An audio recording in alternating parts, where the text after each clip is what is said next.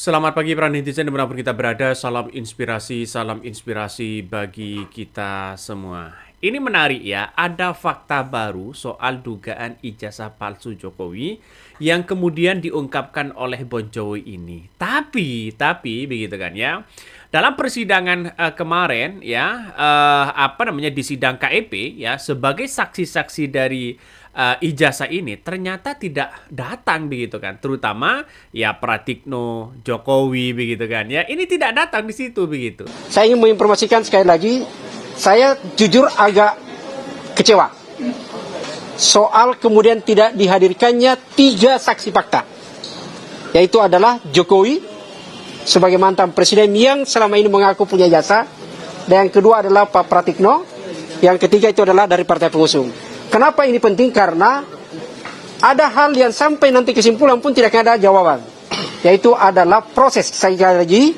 di Bon Jovi itu adalah yang dituntut adalah proses lahirnya sebuah ijazah.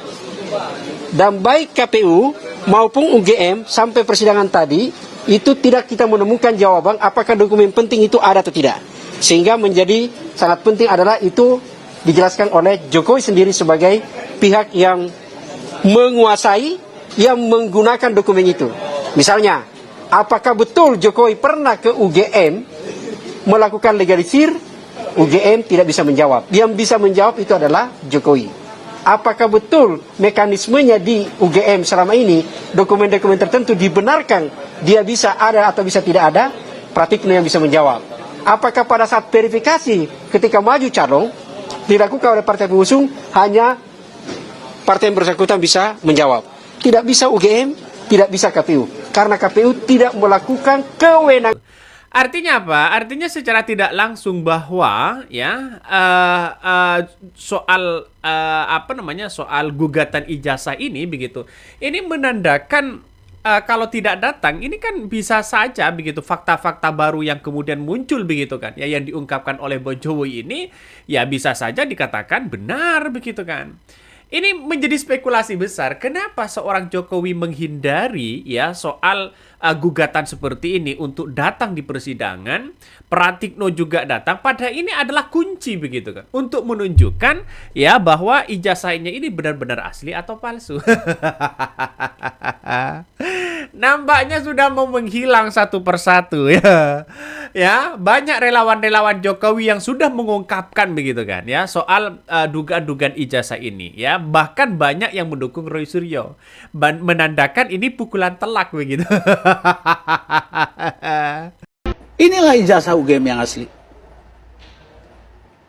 Ijazah seseorang yang kemarin diperlihatkan di Solo. Ada embossnya, lihat. Ada juga watermarknya. Yang di Polda itu kemarin diperlihatkan, tidak boleh juga dipegang, tidak boleh lihat. Ini tidak kelihatan. Apalagi dipegang, ini kelihatan nih. Jadi ini mengatakan, sampai sekarang kita mengatakan, ya tersangka dan kami kuasa hukumnya sependapat, bahwa yang dipegang oleh, maaf kata Pak Jokowi itu, 99,9% adalah palsu. Inilah yang asli. Baik. Angkatan sama loh dengan Pak Jokowi ini. Baik. Silakan. Seorang profesor, dia dulu begitu kan ya. Dulu keluar soal dugaan ijazah soal ijazah Pak Jokowi, membela begitu kan. Tapi sekarang ya membelot.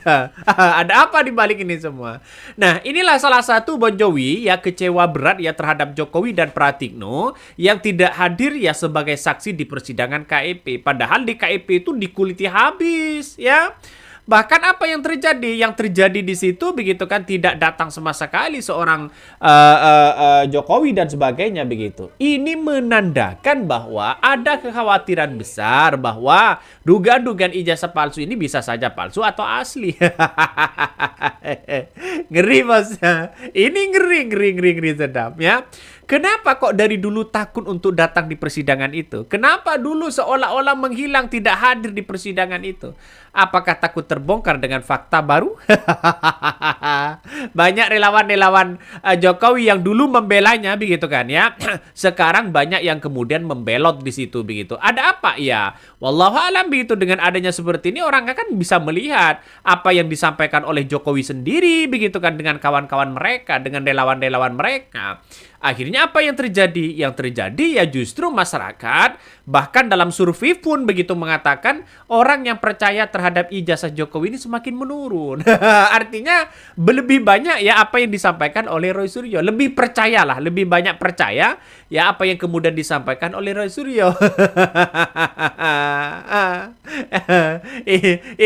ini ngeri-ngeri sedap, Bos, ya, ini ngeri-ngeri sedap. Nah, sidang sengketa informasi ijazah Presiden ke-7 Joko Widodo ini ya dengan pemohon Bon Jovi kembali ya digelar di Komisi Pusat Informasi atau KEP ya pada Jakarta kemarin ya, di Jakarta kemarin. Namun ya pihak Bon Jovi mengaku kecewa lantaran Jokowi dengan Pratikno ini tidak dihadirkan sebagai saksi fakta di persidangan tersebut. Ya, kalau tidak datang gimana lagi begitu? Mau apa begitu? Saya kira hanya cuma-cuma ini. Mau menggugurkan soal data-data dugaan-dugaan kepalsuan ini kan hanya sia-sia saja untuk diungkapkan. Artinya apa? Artinya tidak pernah menjadi transparansi kepada publik. Padahal ini adalah permintaan masyarakat. Ya, kalau sudah seperti ini ngeri-ngeri sedap, Bos. Ya, ngeri-ngeri sedap. Padahal sidang sengketa informasi publik itu soal ijazah Jokowi, kubu Bon Jovi ini sudah menemukan fakta-fakta baru kabarnya. Fakta-fakta baru inilah yang kemudian yang akan diungkap di depan ya Pratikno dengan Jokowi. Tapi Pratikno dengan Jokowi tidak hadir. Mau bagaimana lagi kalau sudah tidak hadir? Jangan-jangan takut ya. Jangan-jangan ya, jangan-jangan. Coba kita baca dulu komentar-komentar netizen, banyak sekali pro dan kontra ini. Berani ya karena benar takut salah ini. Berani karena benar takut karena salah ya. Jangan punya ya kalau nggak berani datang ke pengadilan. Ya ini salah satu bukti bahwa pernyataan dari masyarakat datang dong. Jangan takut begitu untuk di persidangan. Ya kan apa? Karena justru persidangan itu sebagai media Jokowi untuk memberikan klarifikasi. Untuk menunjukkan bahwa ijazahnya ini benar-benar asli. Kan itu secara logika. Tapi dengan adanya seperti ini maka ya satu sudah kocar-kacir. Banyak yang kemudian relawan-relawan Jokowi yang dulu getol dengan Jokowi begitu sekarang malah mendukung Roy Suryo ya. Itu profesor lo ya. Relawan-relawan lo begitu mengungkapkan semuanya. Ada perbedaan foto antara ijazah Jokowi dengan Jokowi sendiri. Ada yang mengatakan seperti itu. Nah, inilah mungkin nanti dijadikan sebagai fakta baru di persidangan. Makanya dengan adanya seperti ini kabarnya begitu kan, ijazah dari Jokowi yang dititipkan di Kapolda di Polda Metro Jaya dengan perbandingan ijazah yang terbaru begitu kan ya, yang satu angkatan dengan Jokowi begitu kan ya, itu kabarnya berbeda mulai dari watermarknya, embossnya dan sebagainya. Ini kan muncul pertanyaan besar di situ ya masalah seperti ini kan bisa diungkapkan kepada publik apa yang sebenarnya terjadi begitu kan ya, bahwa dari UGM misalnya sebagai institusi besar ya, sebagai institusi besar harus mengungkapkan ini.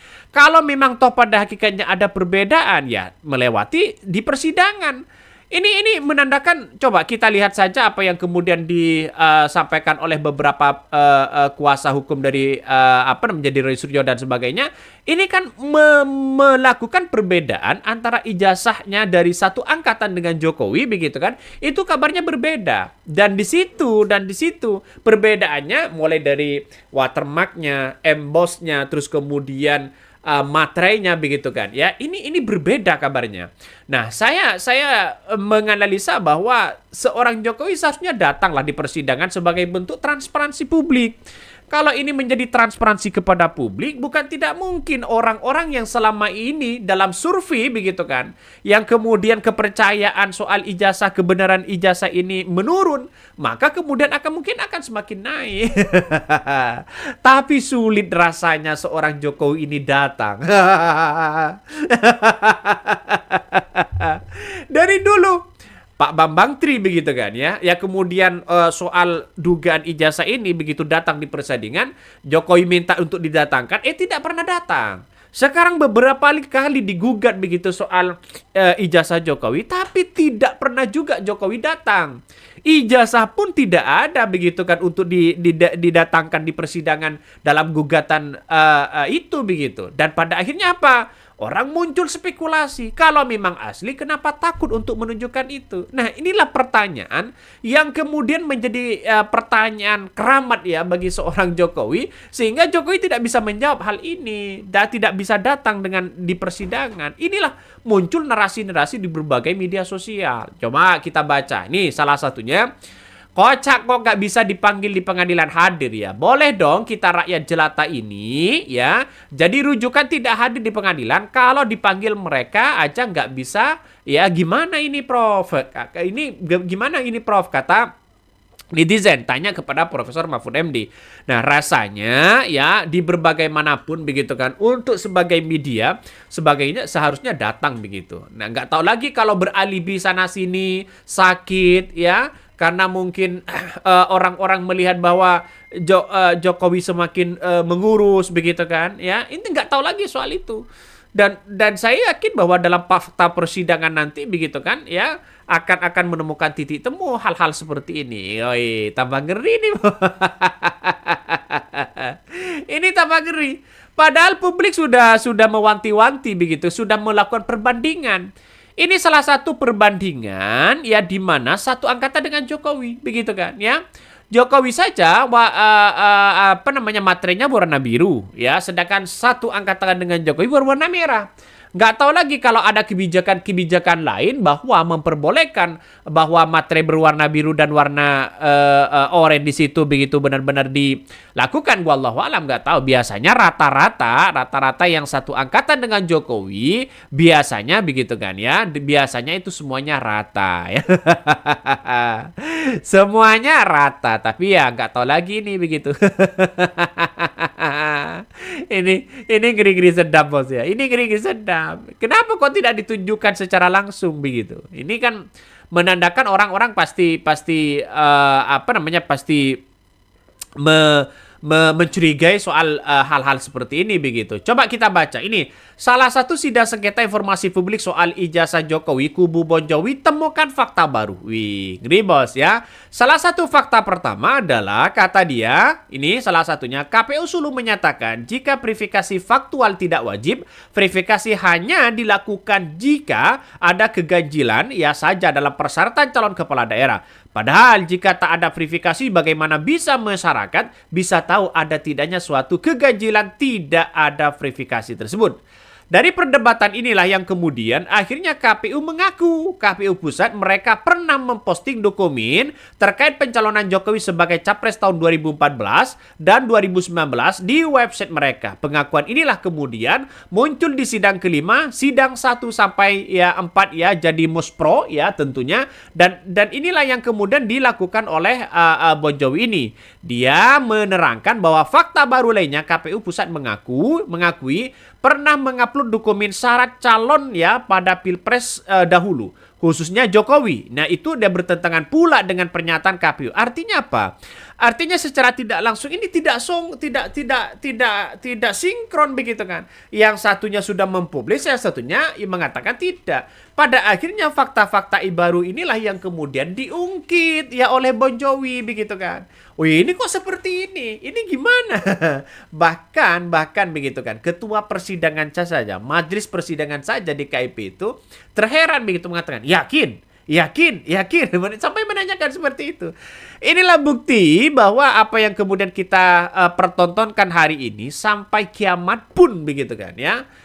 Kalau toh pada hakikatnya bermotor-motor seperti ini dipanggil tidak datang, untuk dijadikan saksi tidak datang, ya menghilang dan sebagainya, saya kira tidak akan menemukan titik temu. Sampai-sampai ya Roy Suryo dengan kawan-kawan mereka malas untuk mengungkapkan itu. Kenapa? Walaupun dia mengungkapkan secara fakta dengan realita, dengan berbasis data apapun, kalau para penegak hukum tidak bisa mendengarkan soal itu